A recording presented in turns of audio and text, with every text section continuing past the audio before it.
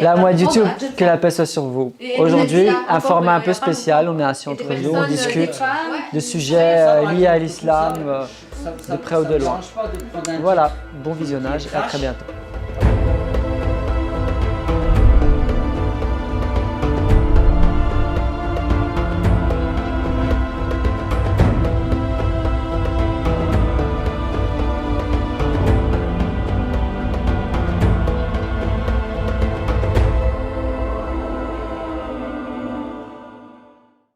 Ismaël. Ouais. Cher Ismaël.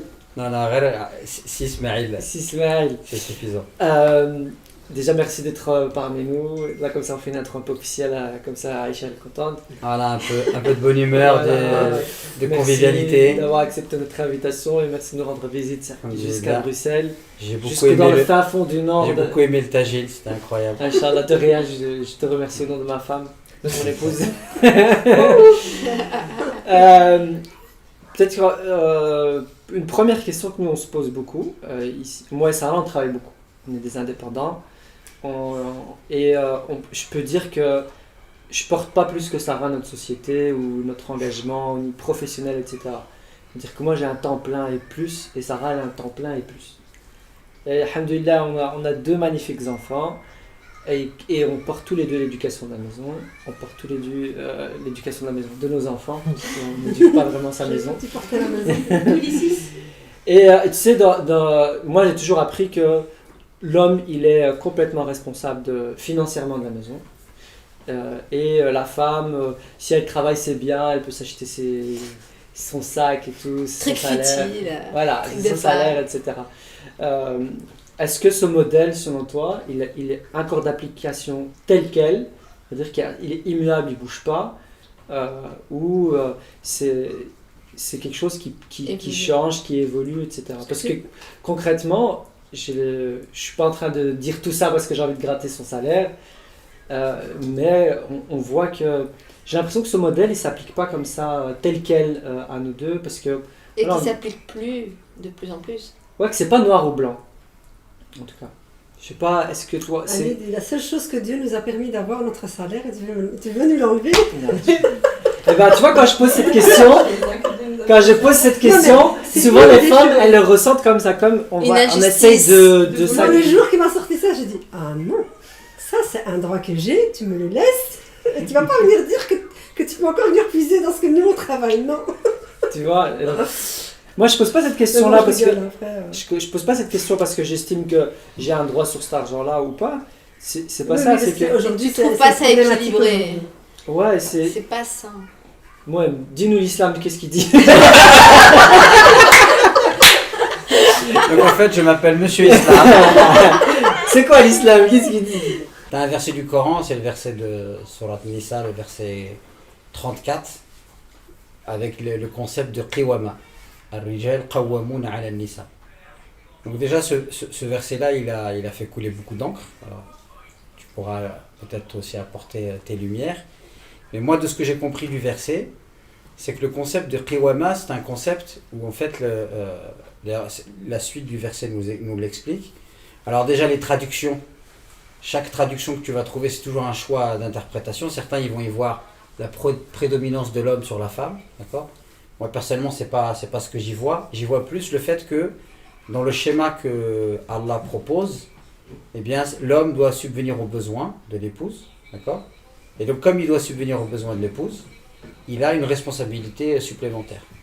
Tu as Maurice Gloton qui traduit le verset comme en disant les hommes doivent toujours se comporter avec droiture vis-à-vis des femmes. Et il est question donc de la dépense. الرجال قوامون على النساء بما فضل الله بعضهم على بعض وبما أنفقوا من أموالهم. Parce qu'ils ont dépensé de leur argent, d'accord?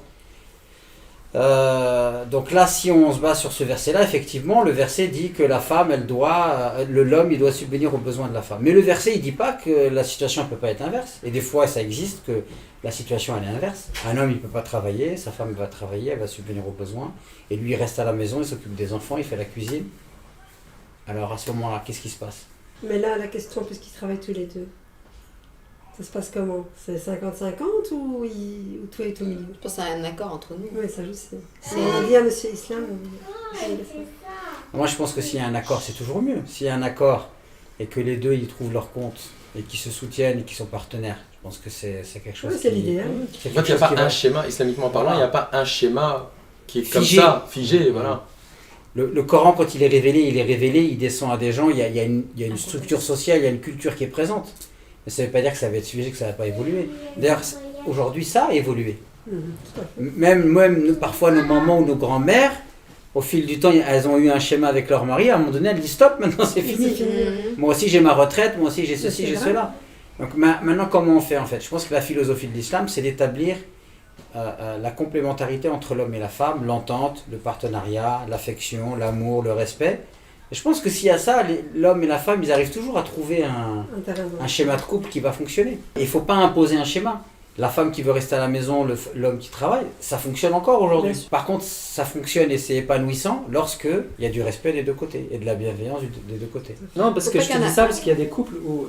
Excuse-moi de t'avoir coupé ma chère et tendre épouse. Je te donne. Vas-y. Non, je te dis ça parce que moi je vois des couples où l'homme, moi je remets pas en question le fait qu'il doit subvenir aux besoins, c'est pas ça la question, c'est qu'à un moment donné, il y a des rôles qui sont répartis parce que la femme aussi elle travaille, elle a un temps plein, tu rentres, tu prends en charge les enfants, etc. Et puis à la fin, toi tu prends autant qu'elle, et puis à la fin c'est, ouais, mais moi mon argent, il rentre pas en compte dans le budget total de la famille, moi c'est un compte à part. C'est comme si presque il y a deux comptes, enfin il y a deux entreprises dans une famille, un compte il a rien à voir dans la société, et puis un autre, je sais que je suis entrepreneur, donc mais vous comprenez non, vous avez Je pas pense qu'il n'y en a aucun. Enfin, il faut trouver un équilibre et qu'il n'y en a aucun des deux qui n'ont pas utilisé Oui, le mais plus ou islamiquement, sur je qui pense ont que la ta'adda, clé de tu vois. savoir en islam, est-ce que le fait que toi, tu vas venir et tu vas dire non, moi mon argent tu le touches pas, c'est à moi. Est-ce que tu as le droit de faire ça ou pas? Je pense que c'est ça la question. Je pense que. C'est qui, c'est ça? Plus ou moins? Mais c'est Non, pas forcément, c'est- parce que moi je supporte pas Moi, l'approche où on dit. moi, je suis monsieur qu'est-ce que Islam France, mais il y a monsieur Islam Belgique. Non, moi je suis. Et je vais le dédouaner. S'il peut m'aider, lance-moi une bouée, s'il te plaît. Non, franchement, sincèrement, regarde, moi je te dis une chose. Je pense que déjà, il ne faut pas chercher à tout régler à coup de firque, de trucs, etc. Voilà. Moi, je te dis une chose. Regarde, moi personnellement, si je me marie. T'es marié. T'es marié? Non, mais aussi. Ah, je savais pas contente là. Au moment où j'ai dit ça, je me suis dit, mais qu'est-ce que tu es en train de dire? Qu'est-ce que tu es en train de dire voilà. Non, mais je te donne l'exemple, quelqu'un il va se marier. Imagine mon frère il se marie avec une femme. J'ai un petit frère il se marie avec une femme, d'accord? Et la femme elle lui dit tu payes tout. Moi je suis pas obligé de te cuisiner. Et faire rien, elle va trouver une majorité qui veut dire qu'elle n'est pas obligée de travailler à la maison, d'accord? Je vais te dire, je suis malikite donc tu dois me ramener une khaddama à la maison. Et moi je fais rien. Est-ce que tu penses sincèrement que ce genre de couple c'est viable? Donc là, si le firque il a ses limites aussi. Si tu veux tout régler uniquement par le firque, l'humain tu le mets de côté, ça fonctionne pas. C'est ça. Ça devient un droit-devoir, mais l'amour et la complicité, bon elle est où? Ouais. Voilà, tu vois, moi je me rappelle justement sur ça, dans les formations qu'on donne avec Zina, il y a un jeune comme ça qui dit voilà, moi je suis avec ma fiancée, on est en train de discuter budget, et elle lui dit regarde, moi mon argent, tu ne touches pas. Dès le départ, comme ça. Tu touches pas. Et lui, il comprenait pas. Il dit mais comment ça je touche pas? Il dit moi religieusement tu touches pas. Il dit ouais mais on rentre dans une entreprise de vie ensemble. Comment tu me dis ne touche pas comme ça juste parce que soi-disant voilà halal haram ou alors droit firq, etc. Et nous notre conseil c'était si déjà à ce point-là il est pas résolu, il faut pas aller plus loin quoi. Ouais, bien sûr. Parce que sinon elle est où la complicité dans la vie, elle est où C'est ça. quand on rentre dans une entreprise chacun met des parts hein, on Mais parle c'est de pas parts. vraiment le fond de ma question. Il y a des gens, voilà, ils ont une approche du couple complètement fiqhi, ça c'est ton droit, ça c'est ton devoir. Et après, tu vois bien que c'est pas avancé. Il y a l'intelligence humaine qui doit venir. Il faut... Non, c'est un partenariat. Donc si c'est un partenariat, on regarde dans le même sens et on trouve un accord qui est fonctionnel. Parce que par exemple, si elle travaille, toi tu travailles, toi aussi tu t'occupes des enfants à la maison, etc. Bah ouais, vous allez trouver un accord qui vous convient à tous les deux. C'est ça. C'est chacun dans ses capacités. C'est pas ça c'est ton devoir, ça c'est ta responsabilité. Tu vois, et après tu as un calendrier avec tout ce que tes engagements, tes devoirs, et puis tu as l'impression d'être marié à un employeur, alors que c'est plus une approche d'intelligence. Donc donne-moi ton code. Après, voilà, c'est toujours une bonne chose de sa T'as part foutu ça là. de dire voilà, moi je contribue en plus. Donc Parce que je lui c'est fais pas- un cadeau. C'est pas. Pas un cadeau, mais c'est, je veux dire, si on veut revenir à purement féminine, elle n'est pas obligée de le faire en soi. Voilà, c'est ça en fait. Mais c'est pour le bien de votre couple, C'est justement. un cadeau. Tu vois, la philosophie, Non, elle c'est est pour pas le- la même. Ah, mais après, C'est pour après le on bi- peut dire autre chose, c'est qu'il y a différents types de dépenses. À ce moment-là, on va dire que toi, tu dois payer le loyer, par exemple, que tu dois subvenir aux besoins, mais par contre, après, il y a plein de choses. Il y a les loisirs et les vacances. Tu vois? Et là, les loisirs et les vacances, c'est pas quelque chose qui est obligatoire. Et si tu as une femme qui travaille, bah, ça veut dire qu'en plus, tu dois tout payer, tu dois lui payer en plus les vacances, le truc, le machin, pendant qu'elle elle accumule. Qui voudrait d'un couple comme ça? C'est ça. Des fois, C'est tu as ça. l'impression qu'il y a deux bateaux, tu vois. Il y a C'est pas ton possible. bateau et toi, tu roules avec. Après, il y a l'inverse aussi qui existe. Hein. Et après, le meilleur fonctionnement, c'est celui dans lequel vous allez tomber Ouais. d'accord et qui est Voilà, respectueux c'est de ça. l'un et de l'autre. C'est ça. C'est ça le meilleur fonctionnement. Mais par contre, ce qu'il y a, c'est que c'est vrai que l'argent, souvent, c'est un motif de. C'est une cause de dispute, de mauvaise entente. Et l'un des problèmes, c'est qu'en fait, on n'en parle pas. C'est tabou. On n'ose pas dire. Alors qu'en vérité, il vaut mieux mettre tout de suite les choses en place, même avant le mariage, d'en parler, et de voir est-ce qu'on est en phase par rapport à cette question. Si on n'est pas en phase, bah khalas. Oui, parce que ça crée beaucoup de problèmes parce qu'il y a des gens qui sont pas d'accord. Ah, C'est des vrai gens, ils que- savent même Non, pas mais toi, qu'est-ce tu- qui touche son mari. Non, parce que qu'est-ce toi, qu'on tu a. parles de ton cas à toi, ton couple à toi, où vous parlez, vous discutez, vous dialoguez, vous pouvez vous mettre d'accord, mais tu as des couples, c'est pas comme ça. Hein. Tu as des couples où le mari, il va tout interdire à sa femme. En plus, elle doit déposer son salaire et en plus, elle peut rien faire avec ça. Voilà, et en plus, lui, Voilà. il envoie de la moitié de son salaire Oui, au bled. elle a rien à dire, Voilà. etc. Donc, ça dépend. Et puis les On jouets, peut Mais de pas- toute façon, quand il n'y a pas de justice, Voilà. quand il n'y a pas de justice, ça ne peut pas fonctionner. Ouais. Voilà. Parce Ou que- alors, si ça fonctionne bezz, mais en tout cas, il y a la Ça va se femme qui casser à un certain souffre. moment. Voilà. Et Ouais. pour que ça fonctionne, il faut que ce soit juste. Voilà. Parce que quelqu'un qui entend un discours comme ça il dira non, tout doit être au milieu, il va se dire bah, tu vois, tu dois tout déposer. Hein. Moi aussi j'ai droit sur ton argent. Alors que c'est pas le cas. Et surtout s'il y a la confiance qui est très Ouais. importante. Bien sûr. Si on a confiance l'un en l'autre, bah, ça peut fonctionner. Mais quand on n'a pas confiance, Oui, parce que c'est une catastrophe. voilà, quand le couple s'entend bien, ce n'est pas un problème. On peut tout arranger, tout parler, discuter, etc. Mais quand il y a, voilà, comme j'ai dit, il y a des radins, il y a des personnes. Il y a beaucoup de souffrance dans certains couples. Alhamdoulilah. Moi, je me souviens à l'époque, nous, on a toujours eu notre compte commun. Et j'avais mis une petite somme de côté. Je suis celle qui sait mieux mettre l'argent de côté. Bah, elle met même de l'argent de côté pour nous. C'est vrai. Là, c'est vrai. Je sais gérer mon argent. Et je me rappelle à l'époque, j'avais mis cet argent de côté, puis j'avais donné l'argent à mon mari pour qu'on achète une voiture ensemble. Enfin, on achète une voiture pour le couple, c'était notre première voiture. Et il y a plein de gens qui ont dit t'es folle, va t'acheter une ceinture en or. Moi, je trouvais ça dingue que moi, je vais acheter des trucs pour moi, alors qu'on n'avait même pas une voiture. Ouais. Donc ça, c'est voilà, c'est des Ah, mais choses imagine comme ça. maintenant, t'aurais ta ceinture. Mais Hein qu'est-ce que je roule avec. T'aurais été la plus belle au mariage. Ah, mais ça justement, me voilà, sert à c'est quoi une compréhension du Tu couple. vois, c'est pas logique. En fait, il y a des compréhensions ou des visions où en fait, on a l'impression que le mari et la femme ils sont l'un contre l'autre. Oui, alors que À savoir lequel il va pouvoir gratter le plus. Mais non. maintenant, c'est pas le cas. S'il y a vraiment de l'amour et de la bienveillance, c'est que je suis prêt à me sacrifier pour Voilà. toi. Mais voilà, et je me rappelle, là, j'étais jeune, hein, et on me disait ça, je trouvais ça aberrant de me dire d'aller acheter une ceinture en or au lieu de acheter. Alors que je vais faire mes courses et porter tout à main, c'est mieux. La ceinture en or, on va me faire quoi? Mais à l'époque, c'était à la mode. Hein. À notre époque, à nous, quand on était plus jeunes. Ça existe plus, ça. Genre, Non, les alhamdoulilah. femmes avec leur dot, elles achètent Oui. de l'or et tout. Moi, Alhamdoulilah, j'ai acheté à mon l'époque. canapé. Ouais, Premier c'est- canapé, on a meublé la c'est ça, maison dot, avec ça. la dot. C'est ça, dot de Tu Chelsea. vois. Le Chesterfield. C'est ça, dot. Je pense qu'il y a de moins en moins. Du coup, quand elle va au mariage, elle prend le Chesterfield. Et elle s'assoit en plein milieu. C'est ça, voilà, c'est La mariée et le mariage. Non, les mentalités, elles changent, hein, ça, c'est Ah, sûr. c'est joli. Pas partout. Moi, je vois encore beaucoup de gens, je ne sais pas s'ils le font consciemment, mais ils développent une dépendance de sa femme vis-à-vis de lui. Donc, il lui interdit toute formation, il lui interdit de sortir, il lui interdit de voir certaines personnes, etc. Mais à la fin, et je le vois, à la fin, cette personne, elle vit qu'à travers son mari dans son couple. Le jour où elle divorce, parce qu'à la fin, elle en a marre, bah, cette femme, elle est comme une orpheline, alors qu'elle a... Ah oui, ça, c'est normal. Elle a des enfants. Et déjà même ce qu'on Et ces gens-là, ils font comme tu as dit tout à l'heure. Toute leur vie, c'est à coup de hadith, à coup de ça. Là. Mais déjà quand tu dis il lui est interdit, déjà moi ça commence à me poser problème. Moi j'ai l'impression, c'est ce que je dis souvent, pour réveiller un peu les consciences, j'ai l'impression qu'aujourd'hui on est arrivé à un stade où des fois chez certains, parce que tout le monde chez certains, Tu as l'impression que le mari, ça devient une idole que tu adores en dehors de Dieu. Ou alors aussi, c'est aussi le cas pour les parents. Les parents deviennent des idoles qu'on adore en dehors de Dieu. Alors on confond la bienfaisance, le bon comportement, etc. Et tu as l'impression que la femme, elle doit une obéissance absolue à son mari. En islam, la femme, elle ne doit pas une obéissance absolue à son mari. C'est parce que c'est l'éducation que... Ouais, il doit avoir une C'est les institution, etc. Non, mais c'est avec ça que. Alors elle enfin, doit quoi concrètement? Si elle doit pas une... C'est quoi le... Non, après, Que dit l'islam?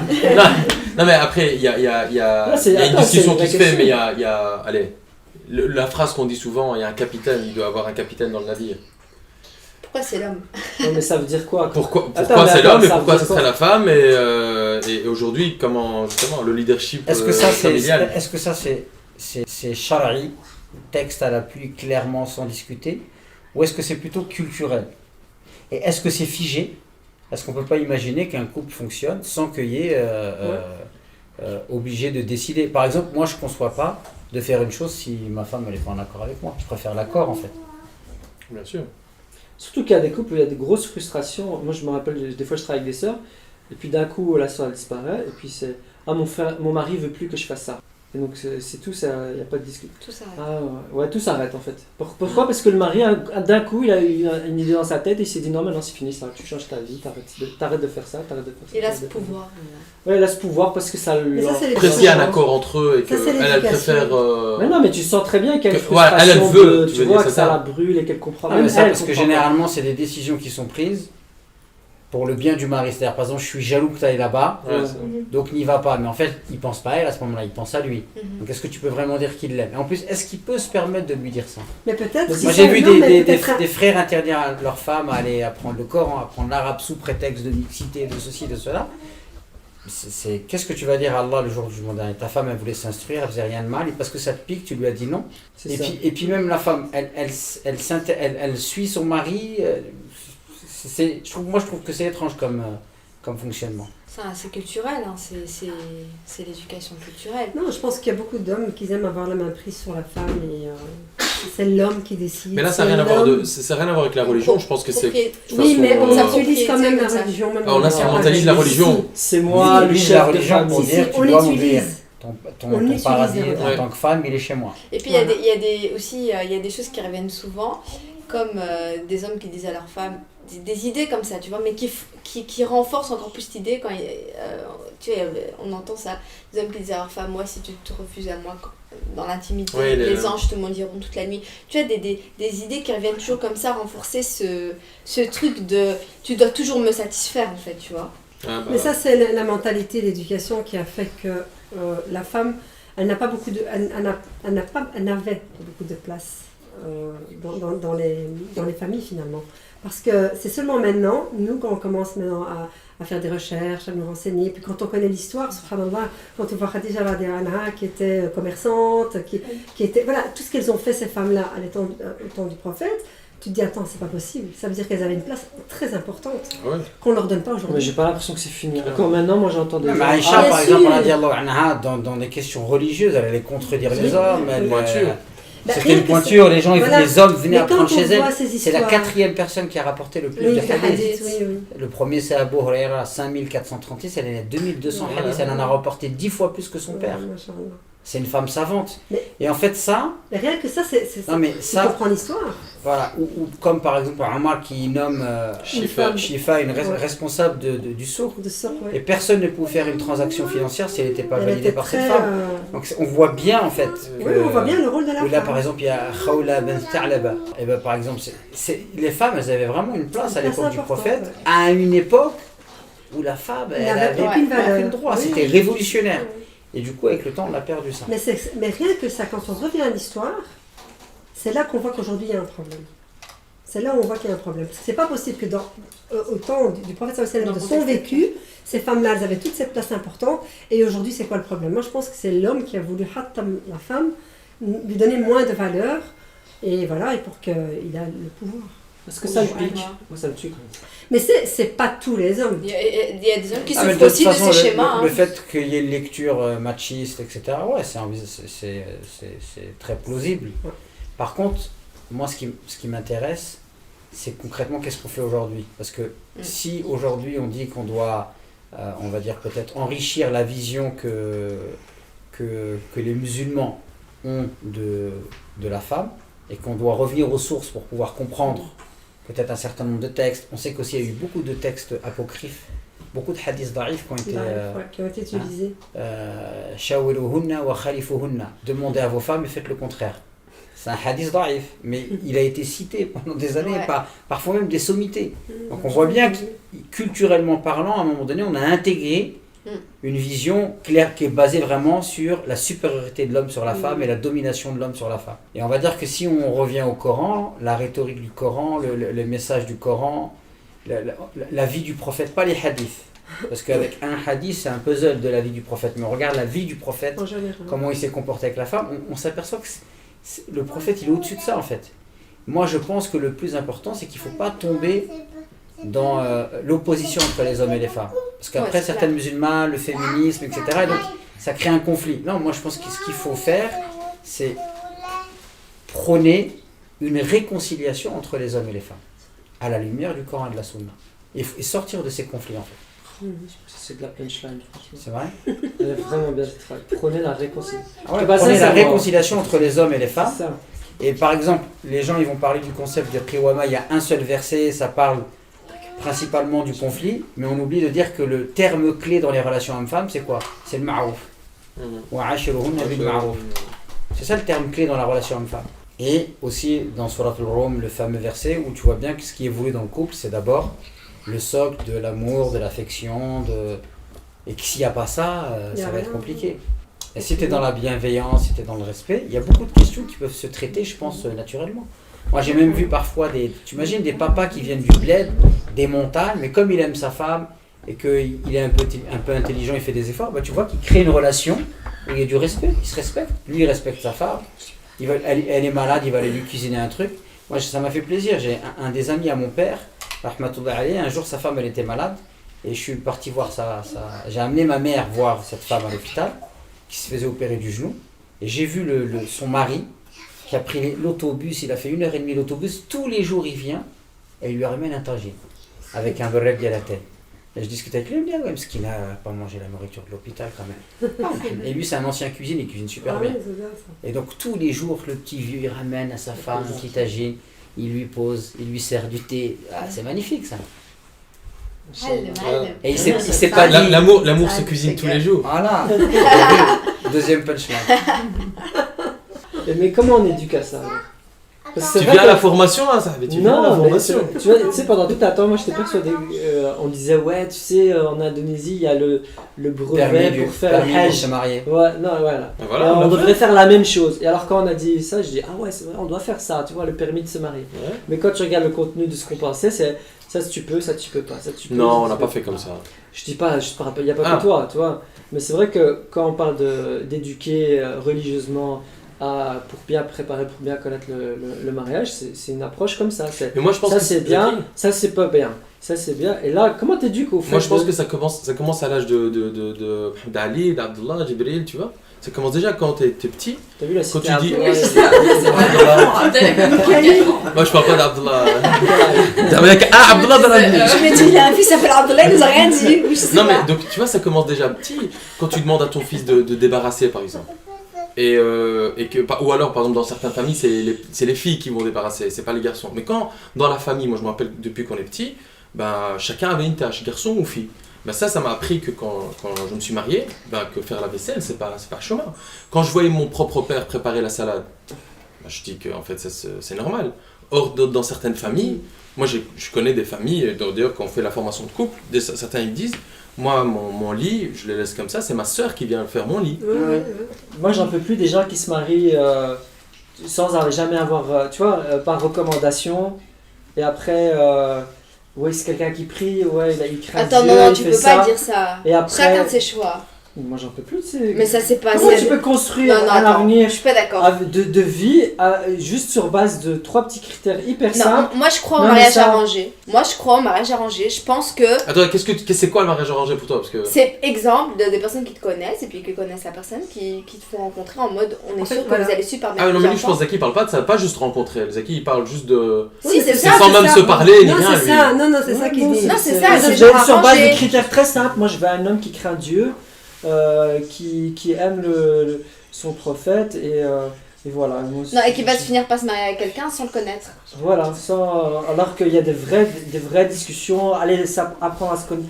Quelqu'un qui est hyper carriériste, lui, son seul objectif dans sa vie, c'est de faire de l'argent. Et il a le droit, hein, il peut prier. Tu vois, il prie ses 5 prières et tout, mais lui, sa Ok, vie, j'ai compris. c'est une carrière professionnelle, il veut devenir riche. Et t'as sa femme, elle est en mode peace and love, elle veut sauver tous les réfugiés de la terre, elle aime tout le monde. C'est bien avec l'argent de Hadel, elle va sauver Ouais, lui, il va venir le monde riche et arrive. elle va se battre. On avait fait une vidéo, 10 questions à poser avant le mariage, et il y a eu des commentaires en mode les seules questions qu'il faut poser c'est si tu pries et si tu crois en Dieu. Voilà. Tu vois un peu des mentalités parfois. Non, Sarah, c'est normal parce qu'il y a, je pense, ou un hadith, je sais pas Oui.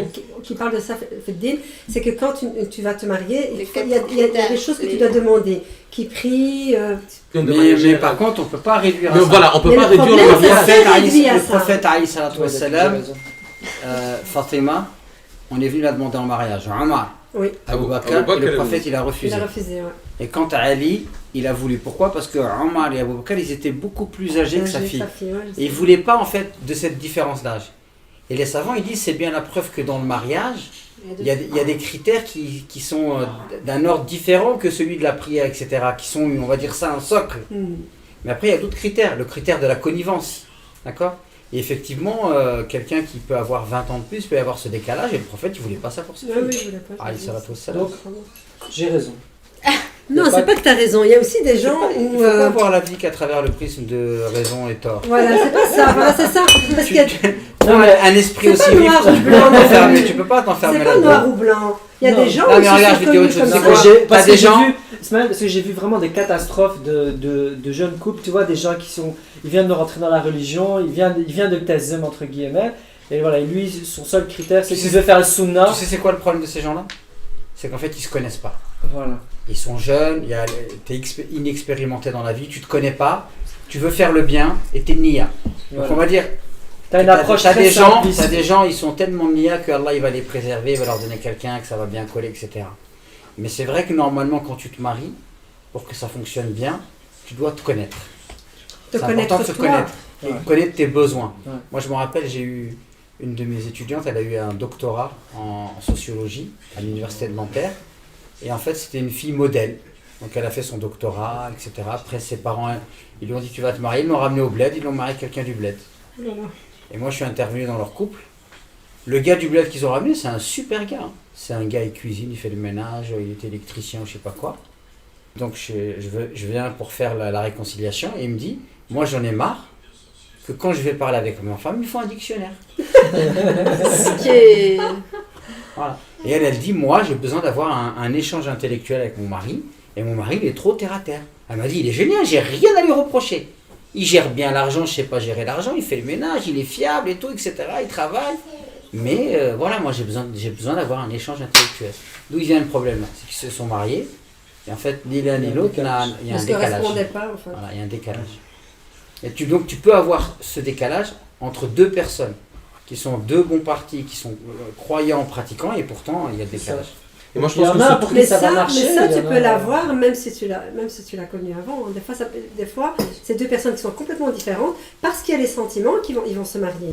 Donc, là, par exemple, ce qu'il dit Zakim, que par critère, on se marie et qu'il n'aime pas ça, on peut aussi bien se connaître et ça ne fonctionne pas non plus. Mais si vous faites la formation Ismaël Mounia, vous allez savoir c'est autre que l'amour avant Pour moi, le c'est mariage, pas ça. c'est pas de l'amour. Ah, L'amour- ça m'intéresse. L'amour Ça, avant le mariage, c'est pas de l'amour. Pourquoi? Parce que l'amour, il se base sur la connaissance de l'autre. Et là, en fait, on construit un amour sur une image fantasmée de l'autre.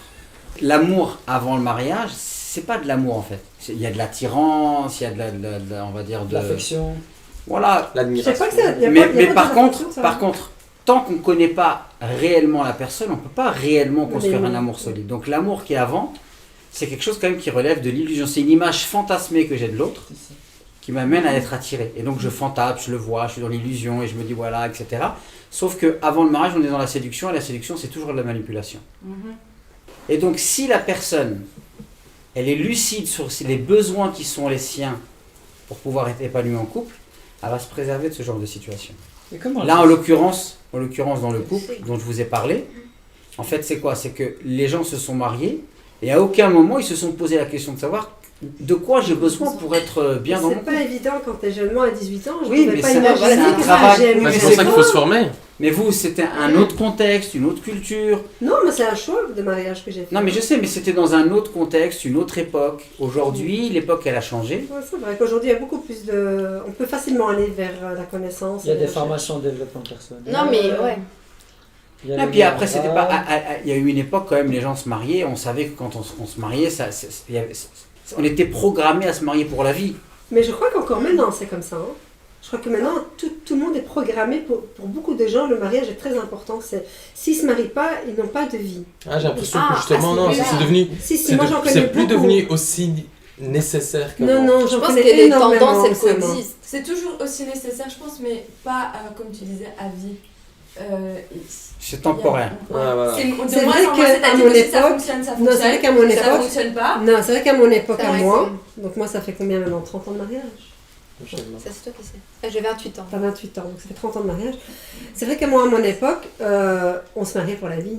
Ça va ou ça va pas, tu vas patienter, tu vas rester. Parce que la génération avant moi, eh ben, c'était comme ça.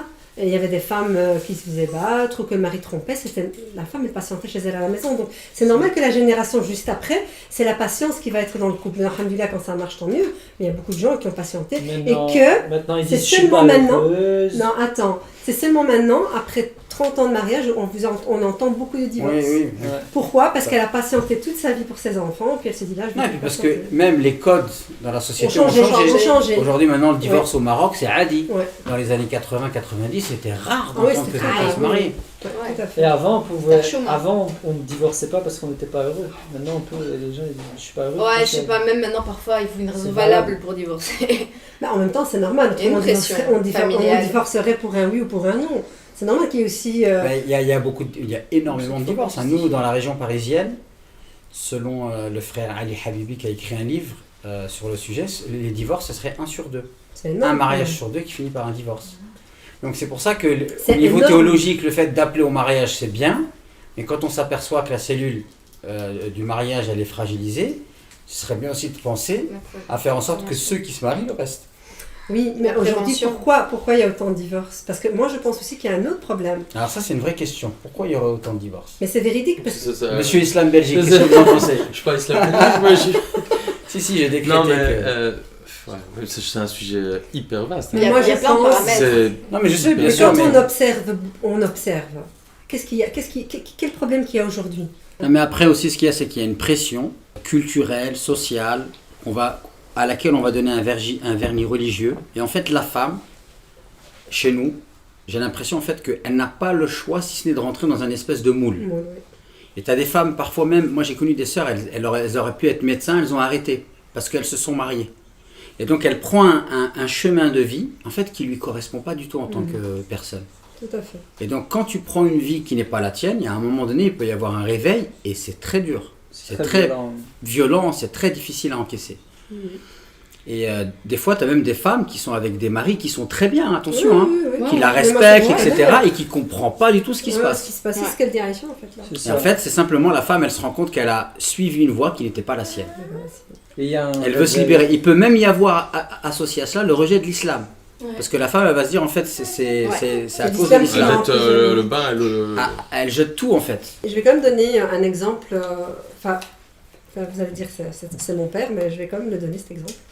Parce que j'ai trouvé ça magnifique quand j'avais l'âge de 12-13 ans. Je commençais tout doucement à grandir et connaître le monde. Il m'a pris en face de lui et c'est lui qui m'a parlé de garçons. Il m'a dit c'est normal que tu vas être attiré par les garçons. Il m'a vraiment... Agib, il était sur notre planète oui. déjà alors. Hein. Oui, non, machallah, oui, mon père c'était Précurseur. quelqu'un... Hein? C'était un personnage qui Quand j'avais une question, jamais il me répondait spontanément. Il allait faire des recherches, et puis il revenait, puis il me disait Hamakallah, Hamakallah, Hamakallah. Il m'a enseigné le hijab, je n'oublierai jamais qu'à l'âge de 15 ans, il m'a dit voilà Benti, je t'ai tout donné, je t'ai éduqué, maintenant fais ce que tu veux. C'est à ce moment-là que je l'ai porté correctement. C'est un truc de fou, hein, parce que c'est l'éducation, la base, c'est énorme. Moi, mon père, il avait cette Mais déjà, dans ce que vous dites, il y a une chose qui est incroyable. C'est qu'en fait, votre père, il vous a fait confiance. Oui.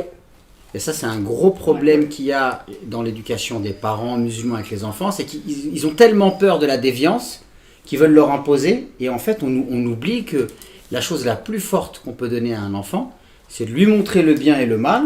Certes, on va le surveiller, mais on lui dit, voilà, je te fais confiance. Je sais que tu vas y arriver. Peut-être que même des fois, tu vas tomber. Repens-toi. Mais je sais que tu vas y arriver. Là, votre père, manifestement, il vous a fait confiance. Ah oui, et moi, ce qui m'a apporté comme bagage, c'est rien que le fait qu'il est venu et qu'il m'a parlé comme ça, franchement, et me donner des points. Je me suis dit, en fait, sur le moment même, bien sûr, j'étais gênée, j'avais 12 ans, j'étais toute jeune, je me dis, mais qu'est-ce qu'il raconte et tout. Mais ça a construit une confiance entre nous incroyable. C'est-à-dire qu'à partir de là, tout ce qui se passait à l'école, peu importe avec qui je parlais, ça pouvait être des groupes de garçons, peu importe, hein, je venais, je lui racontais tout. Et lui, c'était une façon de savoir comment j'étais, qu'est-ce que je faisais à l'école. Et je me souviens, il me disait toujours, je ne m'intéresse pas avec qui tu marches, je veux savoir qui toi tu es. Toi, qu'est-ce que tu es? Qu'est-ce que tu fais? Voilà, il me remettait moi en question par rapport à moi-même. Donc il s'en foutait de la personne qui était à côté de moi. Et tout ça, c'est des valeurs que j'ai reçues. Et je me rappelle à l'époque, ça c'était très rare qu'un papa puisse parler comme ça avec sa fille. Ah ouais, c'est clair, il est sur une plaine. Là. Et il m'a apporté un bagage énorme. Et c'est vrai qu'il y a quelque chose qui s'est produit entre nous. Et moi, à partir de là, je ne pouvais rien faire parce que je me disais, je peux pas déshonorer mon père. Donc toute chose trahir sa confiance. Quoi. Non, mais c'était vraiment, même tu vas penser à faire une bêtise ou quoi que ce soit, je disais non, pas pour, pour son honneur, je pourrais rien faire. Pour toute la confiance qu'il m'a donnée, comme tu expliques bien, la confiance qu'il m'a donnée, moi j'étais entre guillemets une fille parfaite pour lui, mais je voulais l'être parce que ce qui m'a donné comme confiance, ce qui m'a fait confiance, moi ça m'a éduquée toute ma vie en tout cas. Et c'est très très important d'avoir cette relation avec ses enfants.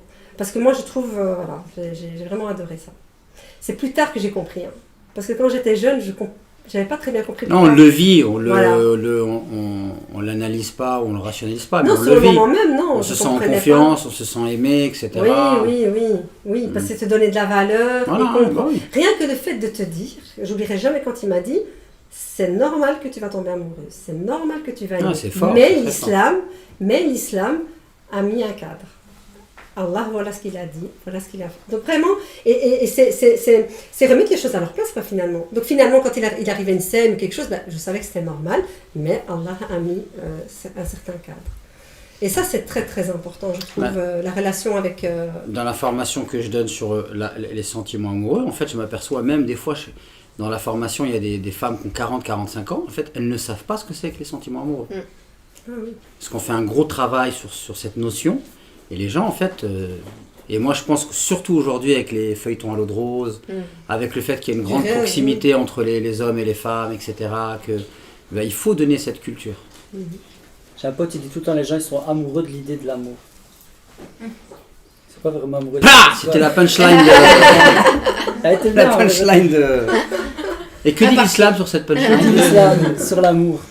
En tout cas, voilà, c'était important de dire que tout vient de l'éducation, mais c'est vrai que l'éducation, cette relation qu'on a avec nos enfants, c'est très important d'être assez ouvert en tout cas. Vous l'aurez compris, cette vidéo n'a pas de conclusion. C'est la maladie de l'hyperpigmentation. T'as des gens, ils se réveillent, ils ont des taches oranges. Oui, il n'y a pas de sujet, c'était juste une discussion comme ça entre nous, ni queue ni tête. Ça parle par là. Une fois je suis assis là, une fois je suis assis là-bas. Alhamdoulilah, c'était fort intéressant. Merci de nous avoir suivis. À la prochaine.